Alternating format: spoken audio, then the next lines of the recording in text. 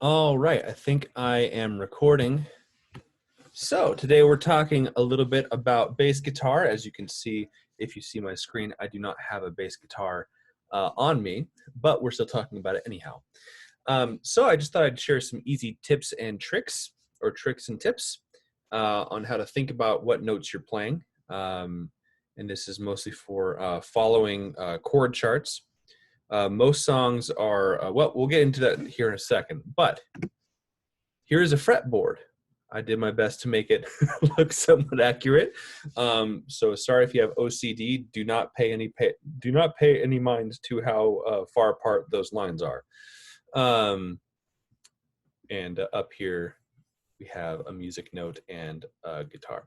There are the dots. So there's your dot on the 3rd fret, the dot on the 5th fret, and the dot on the 7th fret. There are the notes. And here are what we're going to call our anchor notes. So those are the ones that I want you to think of when you're trying to gear your mind. If you can memorize these, you'll go really far really quickly. So if you can remember G, A, B on the thickest string, then C, D, E on the one below that. So that is your, well, if we call it this way, the 4th string, the 3rd string on bass. So continuing, so I like to say most songs will have a T or an L shape on the bass. What does that mean? So again, most tunes are going to be sticking to your 1, 4, 5, 6, especially if we're playing pop music. A lot of worship tunes are around this 1, 4, 5, 6. Sometimes it'll break away from this pattern. Often it will, but this is the majority of songs right here. And if we can kind of figure out where these primary shapes are, then everything else starts to fall into place from there. So if we start with a primary note on D, that would be D on your 5th fret, and that would be 3rd string, counting from the highest note or the highest string being the 1st string, or G is the 1st string, D is the 2nd string, A is the 3rd string, E is the 4th string. On the 5th fret is our D, that's our 1. And then going to the 3rd fret on the lowest string, that's a G, or the 4 in this key. There's our 5, and there's our 6. And look, we have a T.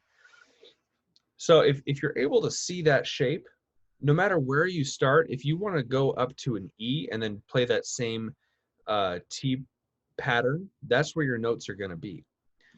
So for me, it's easier to think about them in these shapes. It makes the whole board to make more sense when you start to see these patterns.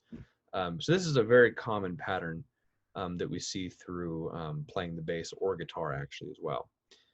And then same for an L shape. So if we start on a G, and that is our primary note, or the note of the key, or our tonic, as it were. There's our 4, 5, and 6. Oh,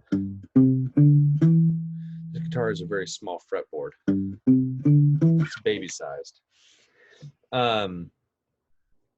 So again, choose anywhere that you'd like to start, whether you start on the G or start on the A, that shape is going to still apply.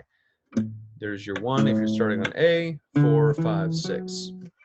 And of course, when you memorize the notes and where they are, that also helps, but kind of anchor yourself with those 2 shapes. I think it'll take you really far. And look, it's an L. So it's easy, you can do it. So anyway, I'd love to hear if you have any questions about it, but those are the 2 shapes that really will, and they apply anywhere on the board too. So if you want to go on the higher strings, these shapes still work.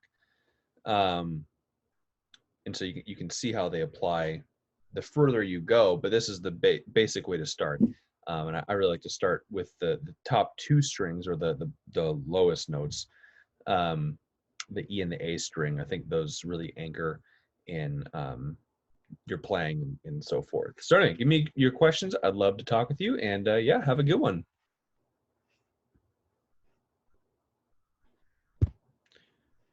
You can figure out how to stop sharing.